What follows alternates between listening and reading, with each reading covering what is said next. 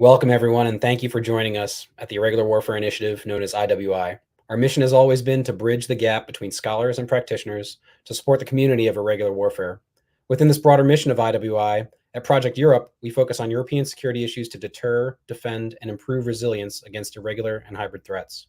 Today, we'll talk about irregular warfare and strategic competition and the European pillar of the North Atlantic Treaty Organization. Our guest today is Lieutenant General retired Ben Hodges. General Hodges is a retired U.S. Army officer who served as commanding general of NATO Allied Land Command, United States Army Europe. And he held the Pershing Chair at Strategic Studies for the Center of European Policy Analysis and has been a senior advisor to Human Rights First since June 2022 and currently serves as NATO's senior mentor for logistics. He is also a co-author of the book Future War and the Defense of Europe. General, thank you for accepting the invitation to speak with us today. Well, thank you for the privilege. We want to jump into strategic competition first, and we want to start by baselining everyone on what strategic competition is before discussing a little bit about irregular warfare in it. We define strategic competition as a rivalry between states with conflicting interests along the spectrum of state-to-state relations above the level of cooperation, but below armed conflict and violence. What is that kind of strategic competition we're seeing in Europe today? How is Europe engaged in it? And how really have we seen it manifest itself? So if we're serious about competing, you have to acknowledge that there is a competition, that there's another side. And probably our greatest shortcoming in Europe and in the West is a reluctance to actually look at Russia or China or Iran as competitor, as something other than just a business competitor. And when we fail to do that, then we are blind to espionage, our vulnerability to cyber, and of course, disinformation, particularly during our elections. So step one is to acknowledge that we are in a competition with countries that absolutely despise our free and open society, and they don't like this rules-based order that has benefited the world for so many decades. So it sounds like we have different interests here. Like our ends are to maintain the current order that exists and others are to upend it. Is that fair? Well, that's exactly what the Chinese and the Russians want to do. They would much rather be in a sort of a system where whoever has the most force, the most military power, or if you can achieve what you want through bribes and bullying, that's what they would prefer, versus something where freedom of navigation is guaranteed largely by the U.S. Navy, but others who keep the international waters open and free, because all of us depend on maritime commerce, for example. I think that the Russians consistently, and not just under Putin, but throughout their history, have used force in different ways to achieve what they want. I was speaking to let's say, a senior executive from a well-known European airline the other day, and he told me that when they fly from Europe to South Africa, they have to use a very narrow corridor because they avoid any country in Africa where Wagner is operating. I was astounded to hear that, but that's what they're having to do because of the threat of a Russian quasi-private military company that is basically conducting operations all over Africa. That was an impact that I had not anticipated. The other one he mentioned, of course, with which I was familiar, was nobody can fly over Russia. So that adds several hours to flights, for example, from Europe to Japan, which also adds costs. So these are some of the disruptions that come from countries that don't follow the rules. And of course, all of us have been watching how shipping has had to reroute to avoid the Red Sea because of what the Houthis, which are only able to do what they do because of Iran, are launching missiles at commercial ships. No, that's a great point. I think the Houthis definitely using force, but there are other means that our adversaries use that don't need force. You brought up the bullying and other like irregular type activities that challenge this order that the West really enjoys, that really everybody enjoys. And I want to jump into a little bit of like baselining everybody on the irregular warfare term. It's kind of a slippery term, But for our conversation, we'll define it as a form of warfare where states, non-state actors assure or coerce others through indirect, non-attributable, or asymmetric activities, some of which you already mentioned. What are the effective means and ways to achieve the goals that our adversaries have in this strategic competition framework that we discussed? Well, of course, one of the most common ways is through the use of financial resources, support for extremist organizations. I mean, clearly this happened in the United States and is still happening, where the Russians, for example, may not actually care who wins an election. They just want people to doubt the legitimacy of it. So to build distrust, degrade our confidence in our institutions. This past week, the cover of Der Spiegel magazine in Germany it said the traitors of Germany, and it was all about the AfD, which is Alternative for Deutschland, the right-wing extremist political party, right-wing extremists by European standards, with all kinds of, let's say, pictures, Russian flag or Chinese flag on a faceless gentleman's suit with money stuck into the pocket, and on the collar it said AfD. So Germans are very aware of what's going on here. So money, bullying.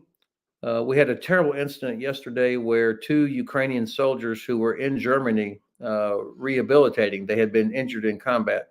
They were murdered on the street yesterday here in Germany by somebody that either was a Russian that was for some reason here in Germany, or was a Russian that lives in Germany, or a German Russian sympathizer. Whatever it was, he attacked them with a knife and killed them both. So these are the kind of things that happen when that add to the sense of vulnerability that my government cannot protect us. And since you brought up Russia and we're talking about irregular warfare in Europe, given your extensive background and experience with Europe, and our European allies and partners very well, I was wondering if you could speak a little bit about how or if the events of February 2022 in Ukraine changed the European approach to strategic competition. There's been a lot of talk about it, but in your practitioner opinion, do you think that it actually generated real change in the way the Europeans approach irregular warfare and wider defense? I think one of the most noticeable changes since February of 2022, I live here in Frankfurt, is that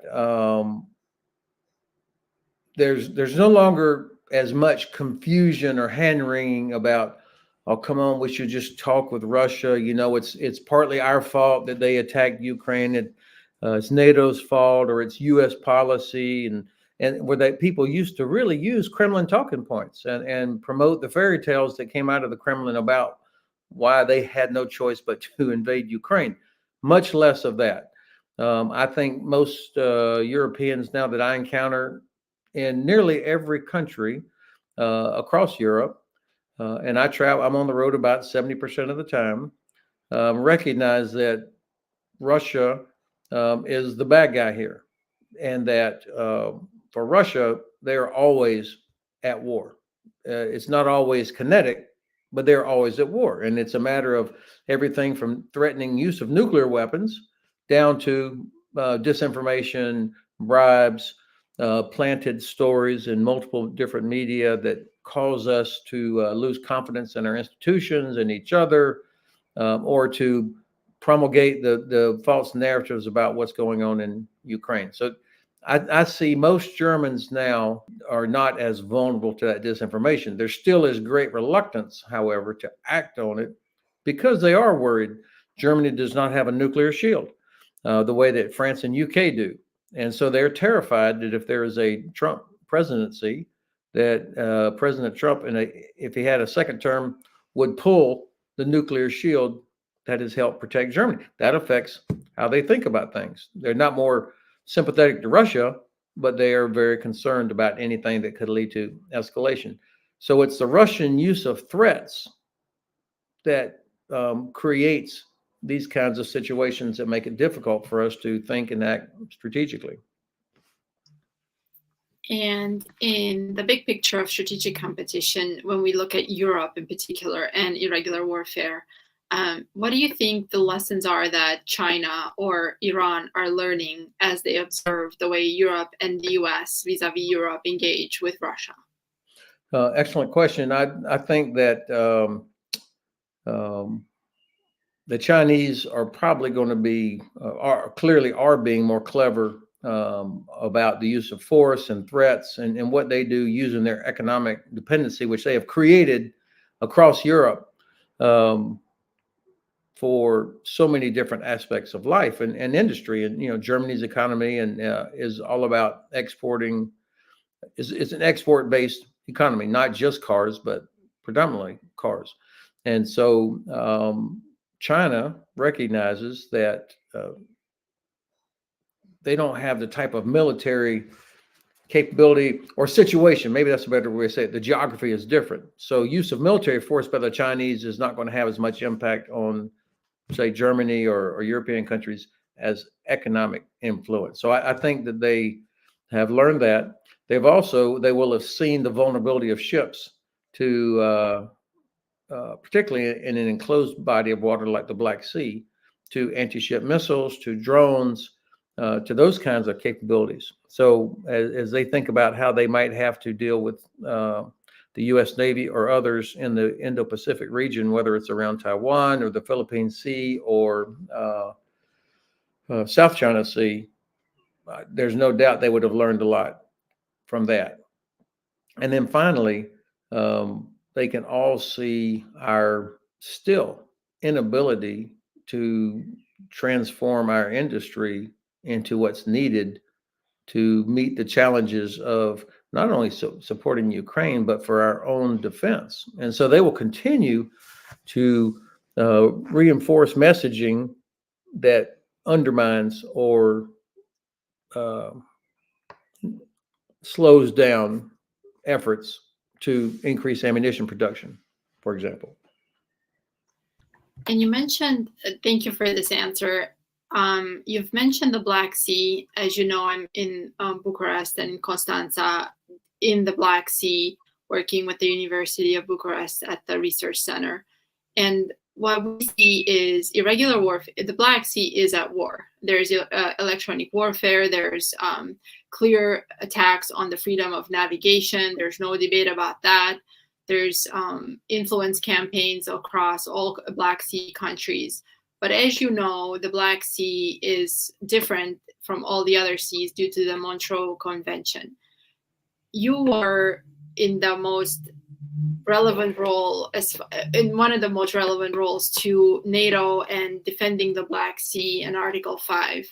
I was wondering for us, for the United States, and how can we better support our Black Sea allies in defending against these threats, because the US Navy is very limited in being present. It's actually limited in being present in the Black Sea. I think the first thing has to be a strategy for the region and to look at the Black Sea as a greater Black Sea region. The Congress finally got tired of multiple administrations failing to have a strategy. So they developed legislation led by Senator Shaheen and Senator Romney that would require the U.S. government to develop a strategy for the Black Sea region. Now it's getting started slow, and I have no illusions that we're going to get the, a perfect strategy anytime soon. But this is at least the right direction of travel. And now the Congress, through its oversight capabilities, can press the department and the administrations for a comprehensive strategy for the region that integrates all the elements of national power, from diplomatic, informational, economic, not just military. Now, that's an important step. And in that strategy, it means we will have to repair our relationship with our Turkish ally.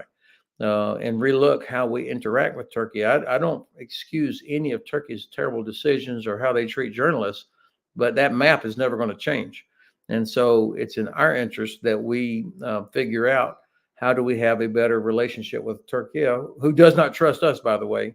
You know, I remember when I was serving in Izmir as a commander of NATO Land Command, I went up to a working breakfast with a member of the Turkish General Staff, and a very senior member, let's say. And I said, "Sir, how's it going this morning?" He said, "Ben, I wake up in the morning, I've got Russia to the north, Iran, Iraq, Syria to the south, the Caucasus to the east, and the Balkans to the west. It's a hell of a neighborhood." And I kind of laughed, and then I thought, you know, on the map in his office, Turkey is in the middle of the map. But if you go to any map in any U.S. or NATO headquarters, Turkey and the Black Sea are in the bottom right-hand corner of the map, because, you know, the boundary that we have between U.S. European Command and U.S. Central Command happens to be the border between Turkey and Syria. You'd have a hard time finding a worse place to put a border between two adjacent commands. There is no ideal place, I acknowledge that. But my point is that it makes us look at Turkey, either they're almost down in the corner, or CENTCOM looks at Turkey as a pain in the ass that makes it hard to do things, but it's a launching pad for drones. So we have consistently failed to have a strategy, I think, that's effective for how we look at the region and our allies around there. Romania, of course, is the center of gravity for U.S. presence in the Black Sea region, with the significant base that Romania allows us to have at MK, Michael Koganachanu Air Base near Constanta. It's significant. Plus, the Air Force is growing its footprint there in Câmpia Turzii, which is a Romanian Air Force base. The French now have Enhanced Forward Presence Battle Group in Romania. So I feel very confident about Romania. We have a much smaller footprint in Bulgaria, of course. Turkey, you've got Incirlik, which is a Turkish air base, but we are a tenant inside Incirlik, which is very important, as well as the NATO headquarters in Izmir. You look at Georgia today, the massive demonstrations. I think today is like day 10 of Georgians protesting against a second attempt by the Georgia Dream-led government to pass a law that is written in the Kremlin, which pretty much would make it possible to lock people up, anybody that criticizes the government, under this foreign agent sort of policy. And so 14 senators led by Senator Shaheen have said this is unacceptable. You know, you guys are cutting your own throat. This is going to make it very difficult for the EU and for the West to work with Georgia, and you are ruining the future of your young people. And this could cause the U.S. government to re-examine its policies about what kind of financial support we provide to Georgia, et cetera, et cetera. Hundreds of thousands of Georgians are out in the streets protesting. So our strategy for the Black Sea has to include not just our NATO allies and not just Ukraine, but also on the other end of the Black Sea, Georgia, which when I first met the president of Georgia back in on my first visit to Tbilisi, so this was like 2013, and I asked him like a real tourist, almost a Forrest Gump character. I said, "Mr. President, what kind of country is Georgia?" And it was like he waited all day for that question. He said, "General, we are an Eastern European country that is the portal between Europe and Eurasia." And I was like, wow, I'd never thought of it like that. But if you can step back from the map, you see how Georgia, Azerbaijan really could be this sort of a gateway. That's the last thing the Russians want. And so we've got to act to help that come about. No, thanks for that insight, sir. I want to go back to some of your earlier points about NATO and Turkey being one of the longest standing members of NATO, but also, you know, seen on the periphery of NATO, in your own terms, geographically, the way that we divide our lines through the combatant commands. NATO is a historic security alliance and a significant pillar of European defense capabilities, and a key ingredient in transatlantic burden sharing to really compete well in strategic competition. How has the war in Ukraine kind of changed broader European security postures, policies, or perceptions on Russia. I mean, there's some ways NATO's expanded with the addition of Finland and Sweden, but it's also, there's been some tolerance in the way that Turkey continues to deal with Russia through the European or through the Ukraine crisis here. So there's this pressure that I think is felt. How has this kind of changed broader European security?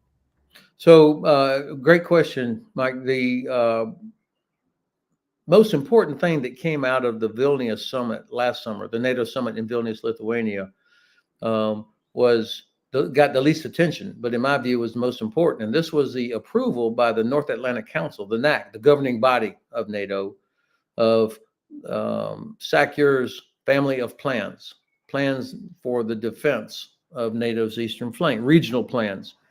Now that you have plans, you can have requirements. That plans generate requirements for what you need in terms of force structure, logistics, transportation, etc. And it also provides a basis for effective, robust exercises. So this was an important development by the alliance to improve deterrence and defense of the North Atlantic area, what NATO refers to as DDA. That's a significant step up.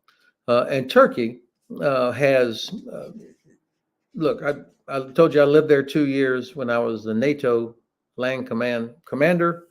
Our Turkish allies, they are spring-loaded to be offended. They are always looking for examples of where they're not being properly respected. And frankly, there are plenty of them.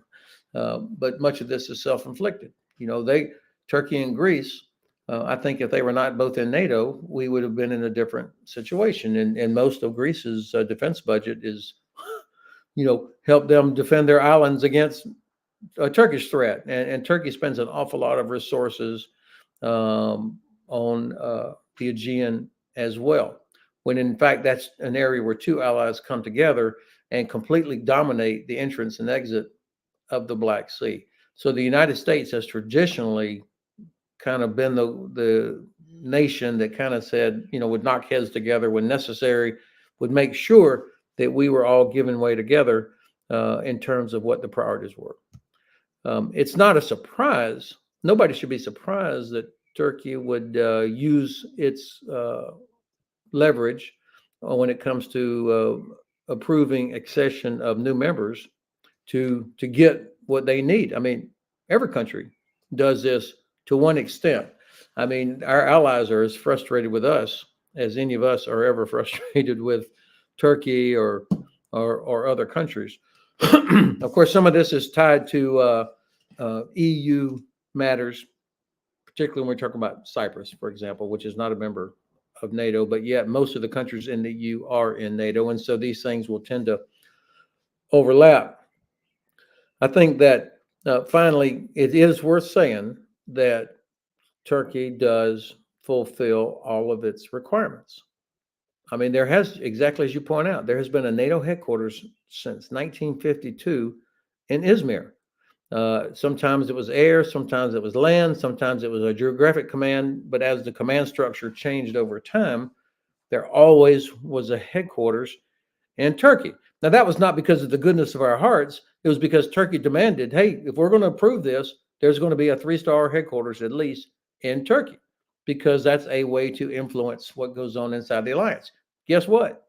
Every country does this, tries to have a headquarters. Our new allies, Sweden and Finland, are leaning into the alliance to get a headquarters specifically for the High North. That's just part of how you influence. So I think that Turkey had some legitimate concerns about PKK supporters that were in Sweden openly. But the United States also, I think, made a terrible decision a few years back. In order to destroy ISIS, we were willing to give weapons to YPG and then try to not disguise it, but to act as if, well, they're not actually PKK. And no, not one taxi driver in Turkey would believe that. Of course, they were related to PKK, but we made a tactical decision to destroy ISIS, which are terrible people, but they're never going to be an existential threat. Russia is an existential threat, and so we damaged a relationship with an ally that we need. No, thanks. That's great insight. I think there are these natural fissures that exist within the alliance, and then there are, as a result of Russia invading Ukraine again in 2022, this pressure that's put on those natural fissures. Some of them, in the big term, like got us an expansion of NATO with Finland and Sweden, and others, we're seeing bubble up again. Are there other ways that Russia has tried to exploit those fissures that you can point out to? Well, first of all, it's interesting you use the word expansion. This is the Kremlin's word, expansion, as if NATO was an empire that is growing and gobbling up other countries. Enlargement. And this is important. I'm not. I mean, you've already spotted that I was not an English major when I was a cadet, but the word enlargement. The reason this is important because there is this Kremlin narrative that we lied, the West lied, the U.S. lied. We promised we wouldn't expand or grow or do whatever after the end of the Soviet Union.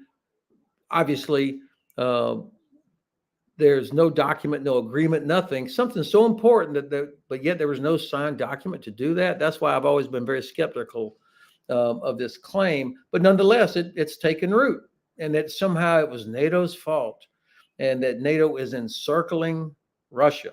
Well, let's pick up a map. NATO touched before 22.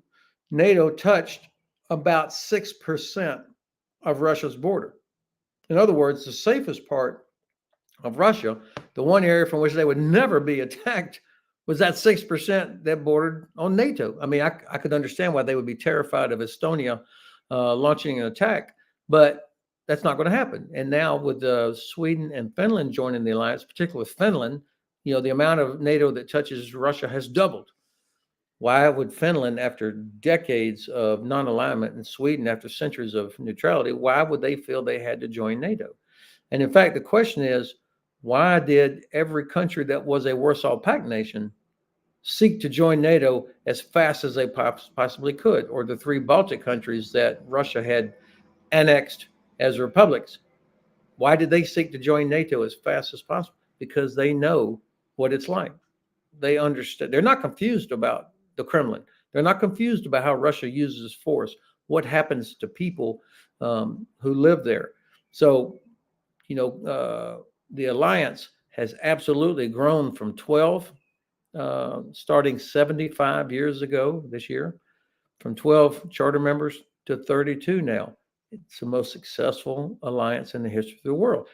Nobody said it's perfect. There's a million things that we can do better. But when I think about its purpose and why nations want to join it, and despite all the warts and problems and frustrations, the fact is, every member of NATO at one time in its history had a war or wars against several other members that are now in NATO. With the alliance, that's ended.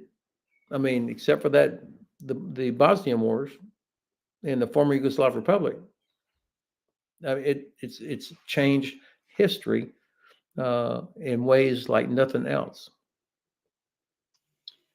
I would like to thank you for coming back to this, because words do matter. And as an American myself, who was born in Eastern Europe, I can attest that people in Eastern Europe, in Romania, in Poland, they wanted to join NATO.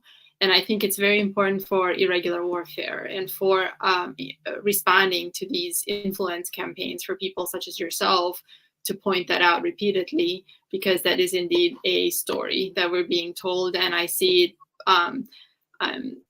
continued by the press in Europe and even in the US, or, academia, or, some experts. Coming back to this, speaking of press and of academia and of this current of isolationism that we see in the US, what impact do you think that will have on security and defense dynamics in Europe, especially when it comes to these non-kinetic campaigns that are going on against the EU, NATO, and the US and our allies? Okay, I'm sorry. I was thinking about the first thing that you said, and I was starting to write down the answer when you got to your question. Let me go back first and address what you said in the beginning as a young person in Eastern Europe. And I want to address that and then come back to your question. Thank you. One of the things that makes us most vulnerable is our own failure in the United States and in other democratic countries to live up to our own talking points. I mean, we're losing credibility across the world, and the Russians and the Chinese point to this routinely as a message to their own people. Say, look what's happening in the United States. They assaulted the Capitol. You know, you've got a guy that didn't want to acknowledge that he lost an election. The courts seem to be under the control of one party or the other. People don't trust the elections. Racial violence, all these things that have happened, especially in the last several years, but not only. I mean, obviously, I'm old enough to remember the race riots and the anti-war protests in the 60s. So violence in America and friction is not new, but it seems to be at a different sort of level now. When I was stationed in West Germany in the early 80s, we used to joke Germany's favorite sport is not soccer or football, it's criticizing America. I mean, they were world masters at it. But it was kind of okay, this is criticisms or protests you would see in a democratic society. But most Germans always trusted our institutions, even if they really disliked a particular president or they hated an American policy, whatever it was, or they would scoff at some of our largesse. They always respected the American Constitution and the checks and balances, and they really believe that. And what I see now for many European friends is a lessening of their confidence in our system.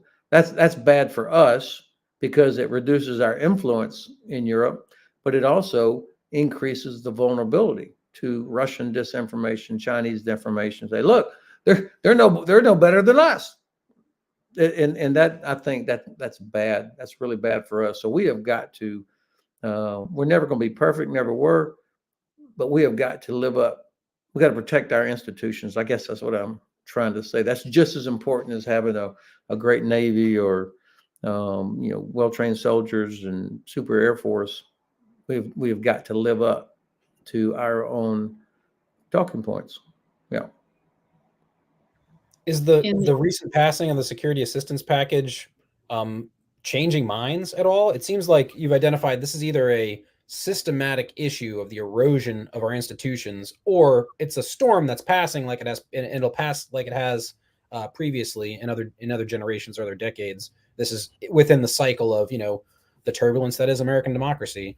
So is that what it is, or is it something deeper that our adversaries? I like how you said that. I like how you said that, Mike. They're trying to decide, is this our normal chaos? I mean, there's always been a degree of chaos, of course. This feels different. I mean, I think probably in the officer corps serving and the officer corps retired, probably a third would favor. Well, there's no other way to say it. A third of them are clear Trumpers. There's no other way to say it, including people who I really respect and known for years, and they're well educated. So there's a challenge. It feels like there's a shift towards a autocratic, fascist almost system. Now, this has damaged relationships for many of us with family and friends in the United States. It just feels different than, say, Vietnam type stuff. The aid package, I think, was extremely important because it was needed to buy time for Ukraine to fix their own internal problems, grow the size of the army, increase their own capabilities, to buy time for the West to improve our defense industrial output, ammunition specifically, but not only. But it was particularly important because it told the Kremlin that we're not quitting. Even though it took us 8 months and we had a small number of people who were able to hold it up, despite the fact that most members of Congress on both sides of the party of the aisle supported Ukraine, and frankly, because of the failure of the Biden administration to articulate why this was important for America, that this is not charity to Ukraine, the brave Ukrainians. This is in our interest. Stability and security in Europe is necessary for prosperity in Europe. And American prosperity is tied directly to European prosperity. Plus, the Chinese are watching. Are we really serious when we say respect for sovereignty, respect for freedom of navigation, respect for human rights, respect for international agreements? Are we really serious? So the Chinese are watching to see how serious we are in dealing with Russia on this. So I think this aid package told the Russians, we're not quitting. Your only hope, the only hope for the Kremlin to win in Ukraine is that we quit. They don't have the ability to knock Ukraine out of the war. They can only continue to kind of grind away and attrit and rubble Ukrainian cities and kill innocent Ukrainian civilians. That's all they can do. So, but the U.S. signaling with a $61 billion package that will bring, obviously a big chunk of that replaces stuff we've already provided or are providing, but some of it is new capability. That tells the Kremlin, we're not going to back away. I would say the only thing that would have made it better would have been if the president said, hey, by the way, Vladimir, we're in this for Ukraine to win, to eject Russia back to the 1991 border. And we're going to do everything necessary to make it so. Not this empty, we're with you for as long as it takes, which nobody believes anyway, but we're going to do whatever it takes that Ukraine wins. If they'd have done that, then you would have seen, I think that would have been a very powerful statement. Do you think escalation concerns are misplaced? Yeah, absolutely. Yeah, I mean, I have tried to think why and in what situation would Russia use a nuclear weapon? Strategic nuclear weapon. Of course, those are for us. Those are targeting Washington, Chicago, U.S. heartland. So they're not going to do that because that would be instant death for Putin. It'd be retaliatory strikes. So that's zero possibility. But then when you get to tactical nuclear weapons, much lower yield, obviously, you start thinking, okay, why would they use a tactical nuclear weapon? Why would the Soviets and the Warsaw Pact have used a tactical nuclear weapon back during the Cold War? The purpose, of course, was to blow a gap in NATO defensive lines near Fulda, not too far from here, something like that. And the Warsaw Pact had troops, probably some of Olga's uncles that were properly trained and equipped on how to operate in a contaminated environment that would have exploited that. Okay, there's no place in Ukraine where Russia could employ such a weapon that would achieve that effect. They certainly do not have trained and ready forces to exploit it. So there's no tactical benefit anywhere to use a nuclear weapon. Our president has said catastrophic consequences if you use a nuclear weapon. China, President Xi has said, do not use nuclear weapons. In fact, stop threatening to use nuclear weapons. So I think the Russians realize there are zero positive outcomes for them to use a nuclear weapon, and that they get the most effect from their nuclear weapons when they don't actually use them, because they see how we self-deter, that we are so hesitant that, oh my God, if we gave them a particular weapon, or if the Ukrainians are able to destroy the Kerch Bridge or whatever, the Russia might use a nuclear weapon. I mean, that makes zero sense. And I don't mean from an American standpoint, I mean from a Russian standpoint. What possible benefit? But they get a lot of effect by threatening the use of those nuclear weapons. Now, if you're talking about, a direct attack by land forces invading Russia, we should expect that they'll use nuclear weapon. That's always been the doctrine, to protect the motherland. But I see, I don't want to say zero, because they have thousands of nukes and they don't care how many people die. So it won't be a moral decision for them. But from a practical standpoint, I can't find any upsides for them. And staying on this topic and maybe going back to 2014, basically was the year when Russia, there were attacks before with Estonia and Georgia, but 2014 basically was the year where they broke international law. There's no debate about that. And today we're talking about defending the rules-based order. Our allies are saying we have to defend the rules-based order. There's been so many years since then, and I spent extensive time in Europe talking to people all over Europe about this, especially the more you go towards the West, like Germany. As you said, the former Warsaw Pact members are far more aware of what can happen if Russia wants to do peace building in their country.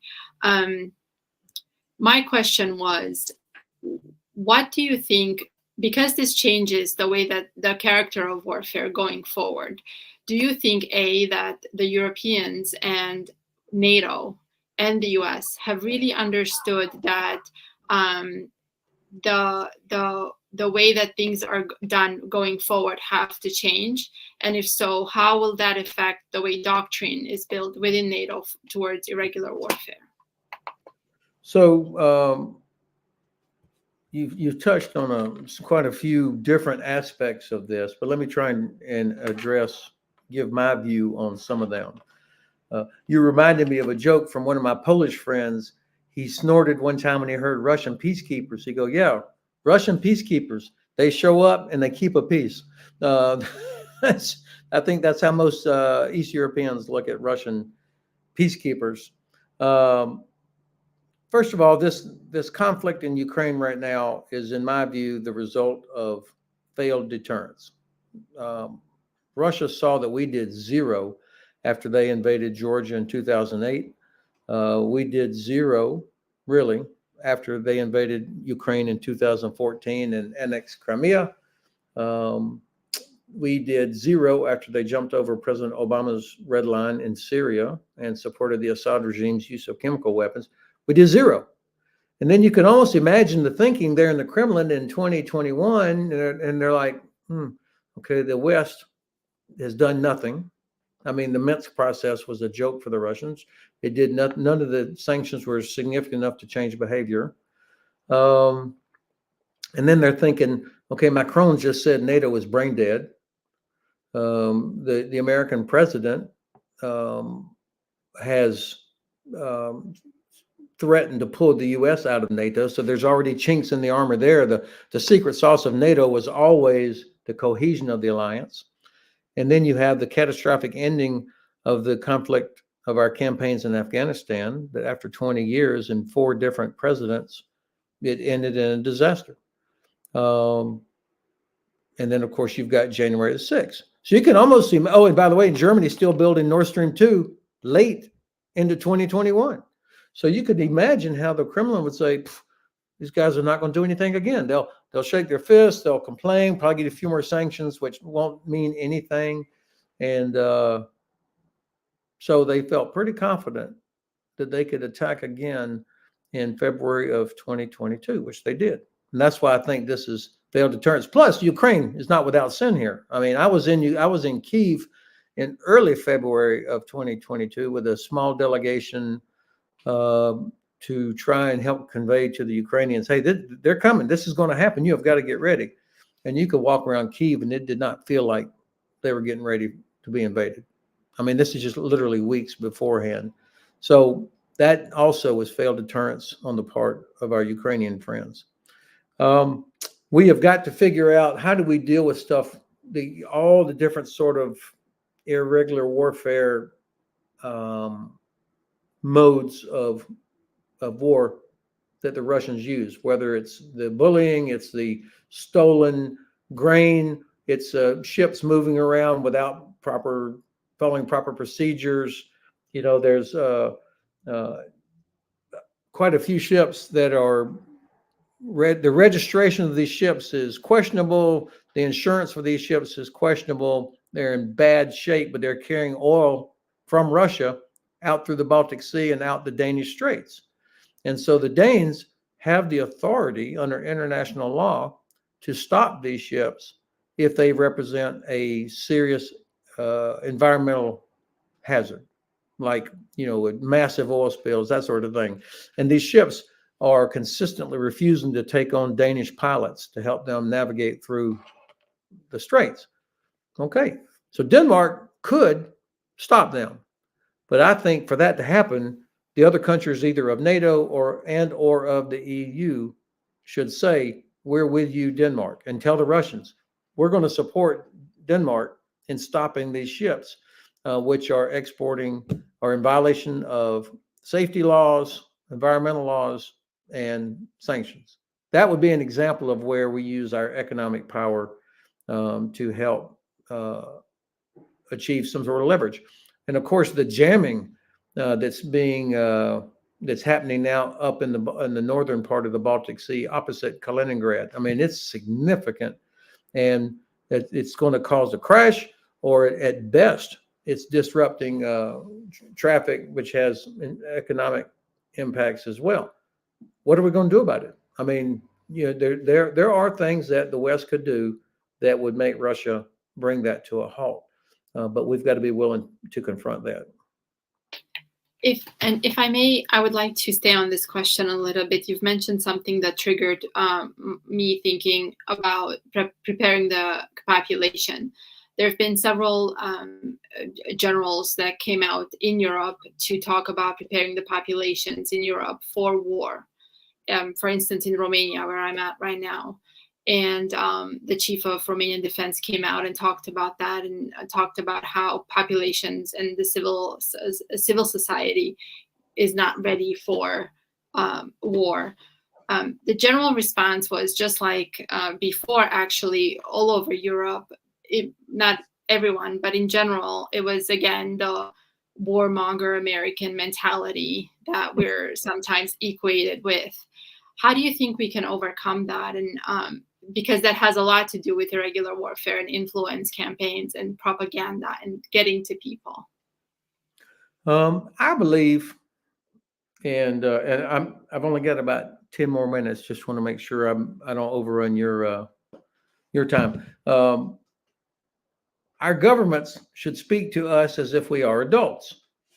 I mean, when people say, "Oh my God, you shouldn't tell people they should go prepare for a war, or that they should buy more batteries and put things in their basement, or do stuff like this," it scares the population. I have a friend from Finland. Her name is Mina Olander. You should follow her on Twitter. That woman is a genius, very young. But I met her when she was working at a think tank in Berlin, and now she's back home in Finland. And she said, "Ben, do you know why the Finns are never scared? Even though we live next to Russia with a small population of our own and a huge border." Said, "The reason we're never scared is because we're always prepared." The government talks to people about, here's what you have to do. And so when we talk about societal resilience, there's a model. And I think if people trust what their government does, that doesn't mean that no government never makes a mistake. But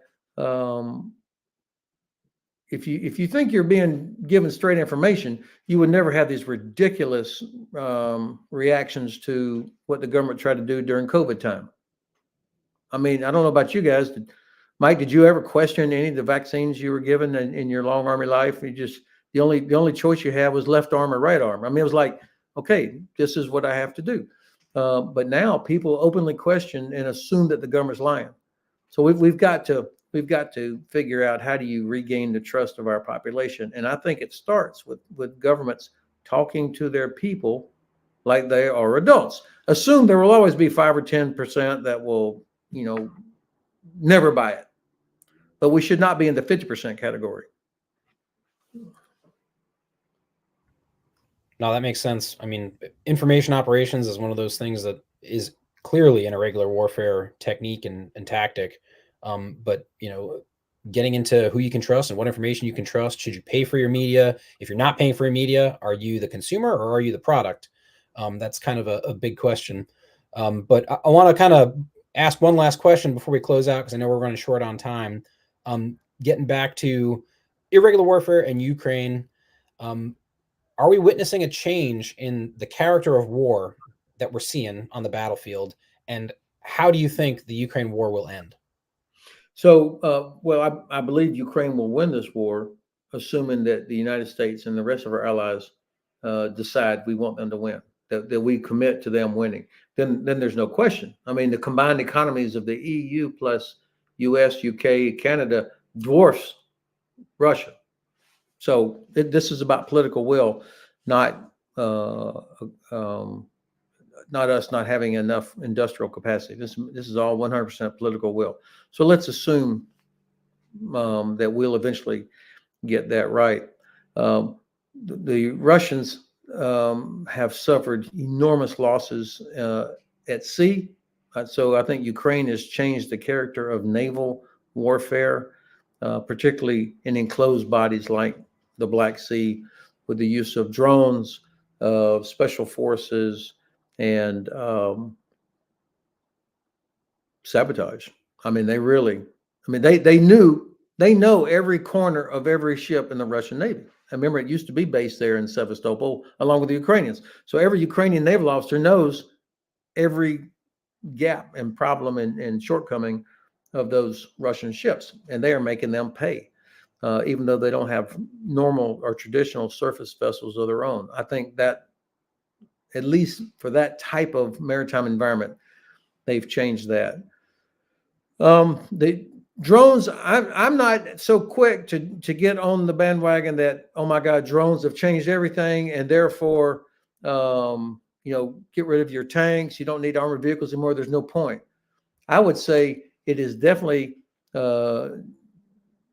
doom for tanks and armored vehicles that have poorly trained crews or that are employed in the wrong way.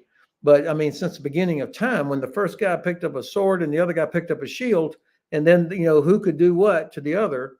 And I think we're witnessing that now. You're seeing different ways of people countering drones, whether it's, very simplistic cages around vehicles or oil platforms, as I saw today, or oil storage facilities.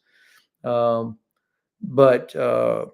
I've got a Ukrainian friend who is out. He sent me a picture of his soldiers carrying man-portable jamming devices to protect them from the FPVs that are running down individual soldiers.